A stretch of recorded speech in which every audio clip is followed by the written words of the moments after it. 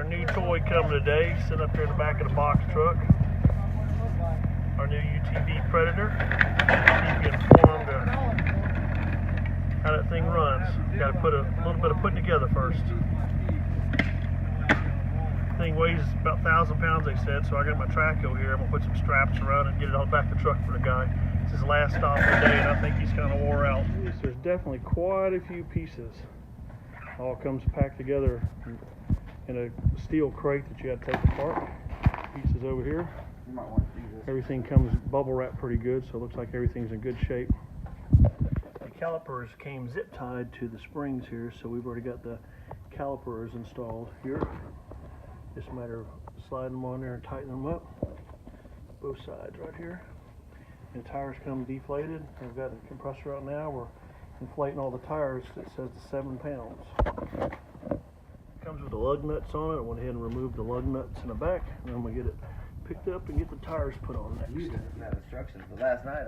Okay, it's definitely gonna take 2 people. This thing's pretty heavy. I picked it up. We slid a block underneath this side here. Go ahead and stick the tire in. Now we got the nuts off, the lugs off the wheel. We're gonna slide the tire on right here. We get one side done at a time. Of course, if you got a good floor jack or something, it'd probably help a lot better. Or a ratchet strap, just pick it up. Something else to be aware of here, I just got the tires on and noticed it's hitting fenders, and then realized that the shocks were not connected. So now I gotta jack it back up and get the shocks reconnected. Alright, once we went to hook the shocks up, we couldn't get the wheels to drop, so we came up with this little trick right here. Stacked a couple blocks up, got them to fall down far enough, we could get that bolt tightened back up in there.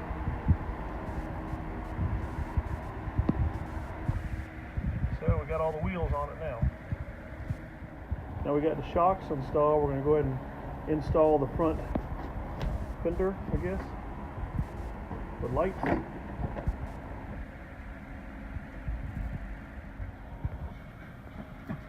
Bumper. Front bumper. Connected right now. A couple bolts down there. These bolts touch.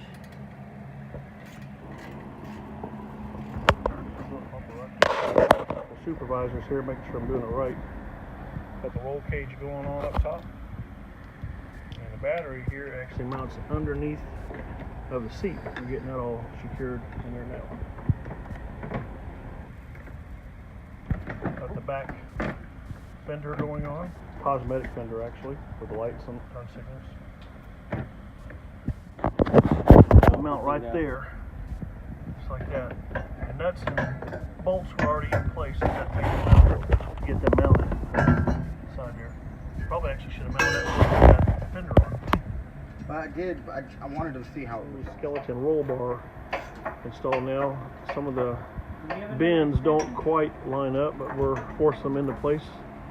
They got little washers on them that are kind of half pipe shaped, so it fits in there nice and tight. This other one we got to mount to the front, and we should have all the exterior roll bars mounted.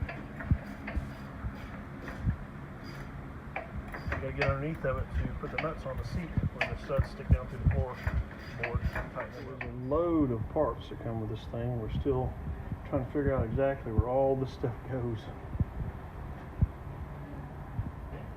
And they give you a bag of spare parts too, which is kind of scary. Mounted to the roll bar also right here. We got the door mounted here also. Then we realized when we mounted the door that this catch was not catching. So we had to actually take a wrench right here and bend that thing out so the door would actually catch. So a couple little things we had to tweak. Now we're mounting the front roll bar to the upper roll bar there with these little brackets, bolts, lock, washers, and nuts. Same brackets go right here in the front, hold it all together. Starting to look like something coming together. Getting a little closer to getting it completed. Got the LED light on top. Tighten up these other little bolts on the exoskeleton. Brad's connecting the roof to the top, and it comes with these little, looks like hose clamp type of deals. They don't tell you what it is, but that's exactly what you use, and it's got a push pin that goes down through it that connects to it.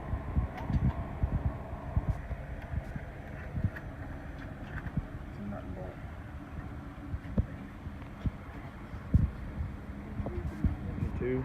We put this together at nighttime, so I wasn't able to see too well. But there are different tire sizes.